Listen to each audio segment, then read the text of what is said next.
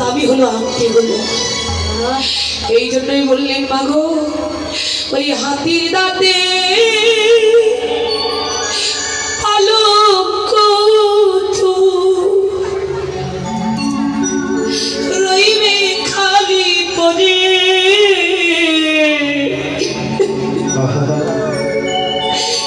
যাবে যেদিন শ্মশান ঘাটে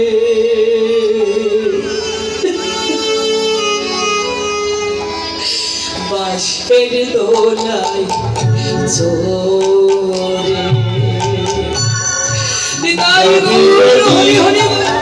শ্মশান ঘাটে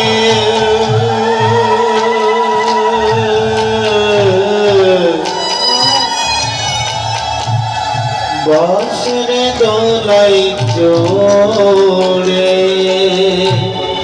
যাবি যেদিন শ্মশান ঘাটে বাঁশের দোলায় চড়ে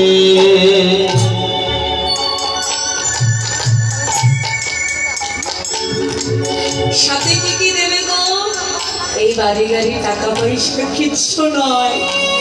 কি দেবে জানো? শোনো, সঙ্গে দেবে এক মুঠো গোটা খয়ে করি দু চোখে তো লসির পাতা সঙ্গে মাটির সঙ্গে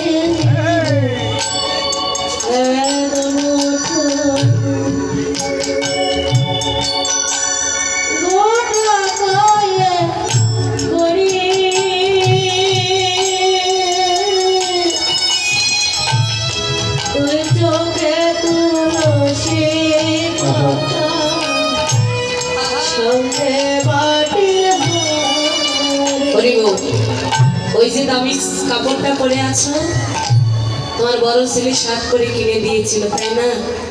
কিন্তু সেদিন আর তোমার মরার এই বিষয় নিয়ে কাঁদবে না, আগে হবে ভাগাভাগি।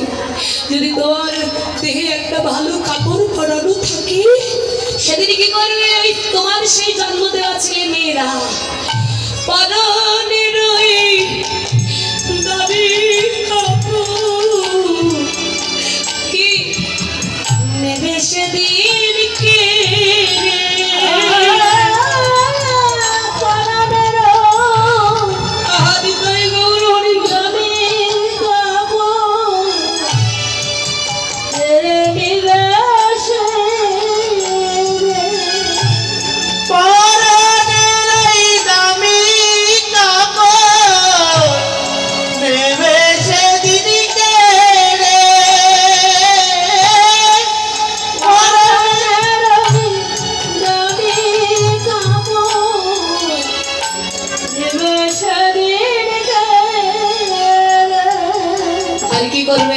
আসতে তোমার ছেলেটা জন্মকালে কত আনন্দ করলে।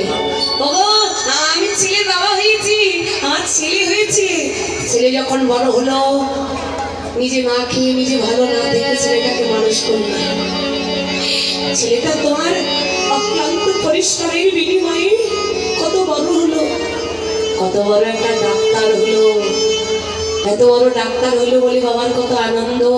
হ্যাঁ গো এটা আমার ছেলে গো বড় ডাক্তার হয়েছে জানো, কত আনন্দ, কত অহংকার, কত গৌরব করলা। কিন্তু কি বলছে জানো? যে ছেলেটা প্রথম তোকে দেখেছিল পিতা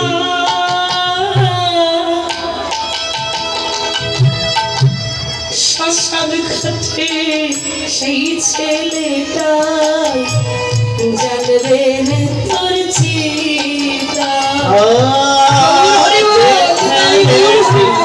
প্রথমে তোকে দেখেছিল পিতা শ্মশানে ঘাটে সেই ছেলে তো জানবে রে তোর চিতা।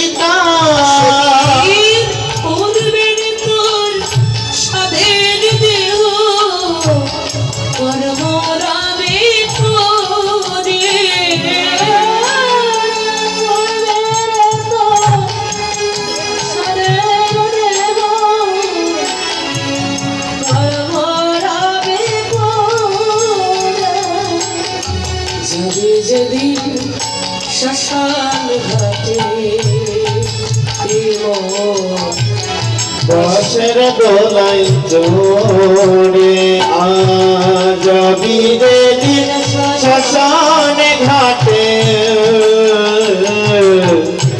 বাসের দোলাই চড়ে। তোমাকে ছেলে মুখে আগুন বাবা, বড় ছেলে তোমাকে আগুন দেয় তাই না? কোন ছেলে আগুন দিল যে ছেলের জন্য তুমি কোনোদিন সুখের মুখ দেখলে না?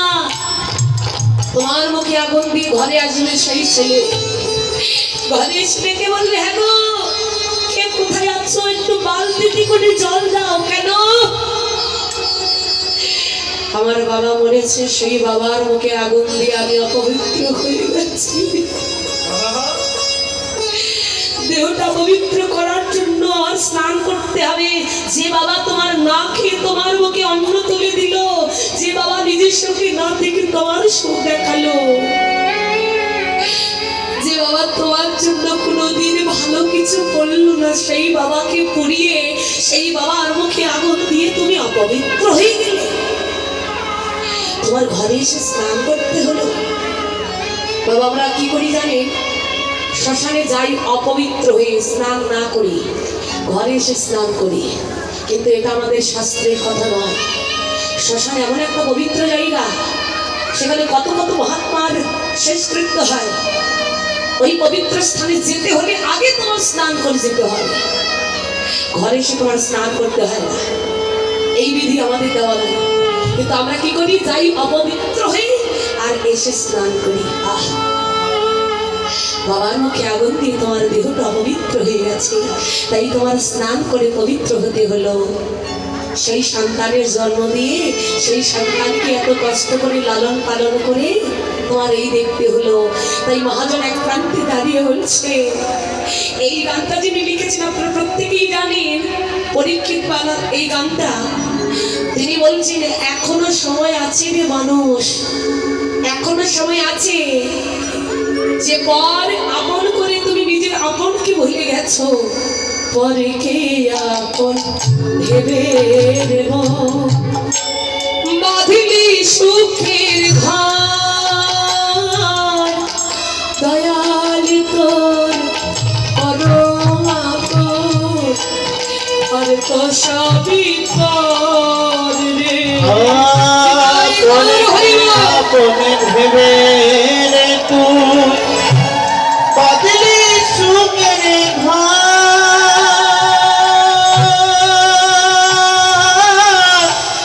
দয়ালে তোরে পরম আপন, আর তো সবই অন্তিমে কালে সকল ছেড়ে ডাকরে ধরিব,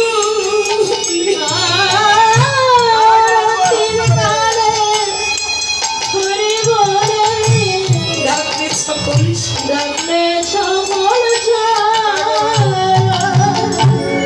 যাবি যদি শ্মশান ঘাটে,